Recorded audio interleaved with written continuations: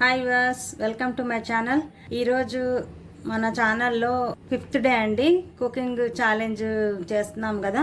ఈరోజు 5th day అనమాట. ఈరోజు నేను వండబోయే కూర వంకాయ కర్రీ అండి. వంకాయ శనగపప్పు అనమాట. ఇది చాలా బాగుంటుందండి టేస్ట్. అసలు వంకాయ ఇష్టపడని వాళ్ళు కూడా తింటారు. అసలు యాక్చువల్గా వంకాయ ఇష్టపడని వాళ్ళు ఉండరు అనుకుంటా, అందరికీ ఇష్టం వంకాయ. దీనికోసము ముందు వంకాయలు కడిగి పెట్టుకున్నానండి. ఇవి కట్ చేస్తాను. తీరా వండే ముందే కట్ చేసుకుంటే బాగుంటుంది. ముందే కట్ చేస్తే కండ్ర వచ్చేస్తాయి కదా.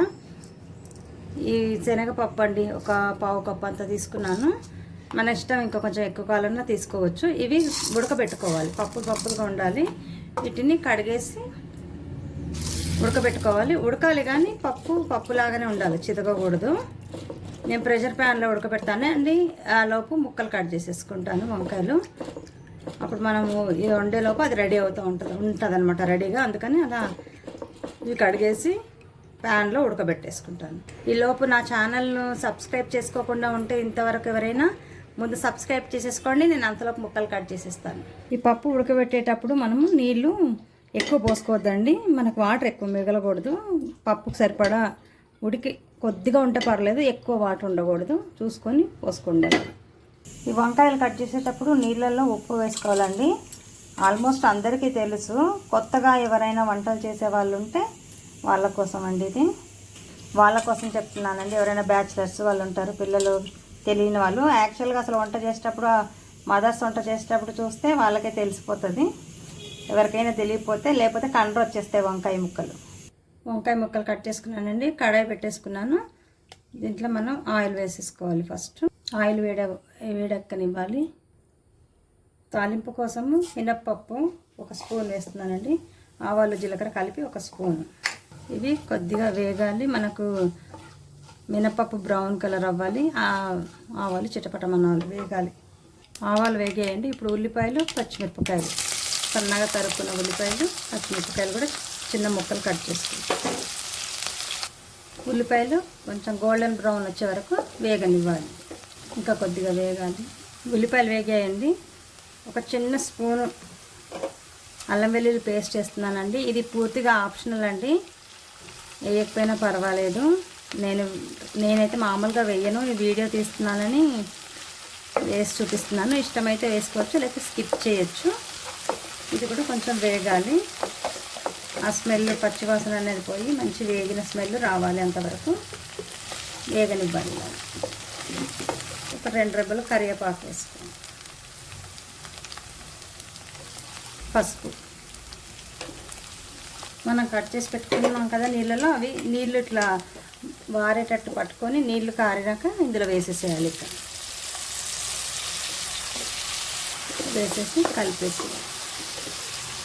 ఈ వంకాయలు ఎక్కువ టైం ఏం తీసుకోవండి. పొడవు వంకాయలు తొందరగా మగ్గిపోతాయి. మనం కారం, ఉప్పు వేసేసి మూత పెట్టేసాం అనుకోండి, ఊరికనే మగ్గిపోతాయి. ఉప్పు కూడా సరిపడా, కూరకు సరిపడా ఉప్పు వేసేసి, మనం పప్పు కూడా కలుపుతాం కదండి దాంట్లో, అది కూడా చూసుకొని వేసుకోవాలి. కలిపేసి ఇంకా మనం మూత పెట్టేస్తే మగ్గిపోతుంది. ఇప్పుడు దీంట్లోకి మనము పచ్చి కొబ్బరి ముక్కలు కట్ చేసుకోవాలండి. కట్ చేసుకొని ఇవి వేగేలోపు మనం మిక్సీలో గ్రైండ్ చేసుకోవాలి. ఇదిగోండి పచ్చి కొబ్బరి చిన్న 1/2 ముక్క తీసుకున్నానండి. ఈ కూరలో మనం వేసుకుంటే చాలా బాగుంటుంది. ఇది నీళ్ళు పోయకుండా గ్రైండ్ చేయాలి.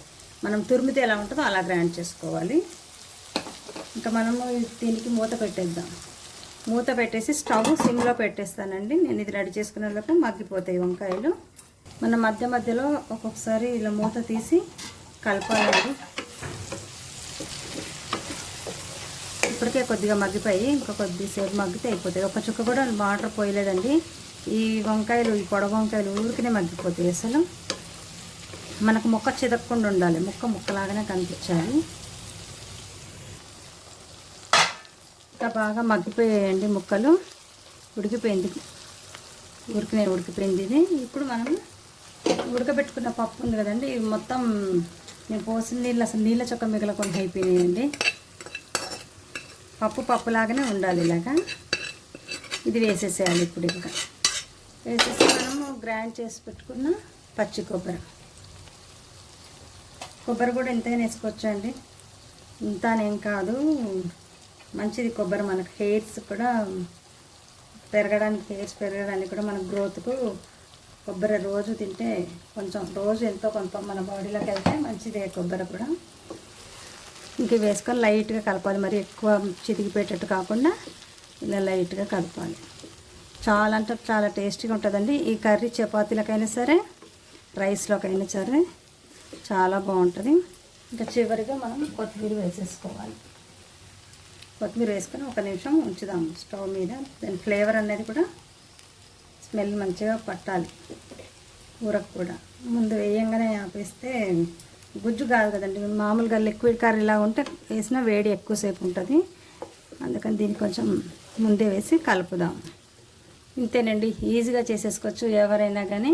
వంకాయ శనగపప్పు పచ్చి కొబ్బరి, ఈ కాంబినేషన్ చాలా బాగుంటుందండి. నా ఛానల్ తప్పకుండా సబ్స్క్రైబ్ చేయండి, లైక్ చేయండి, షేర్ చేయండి. నెక్స్ట్ వీడియోలో కలుద్దామండి. బాయ్.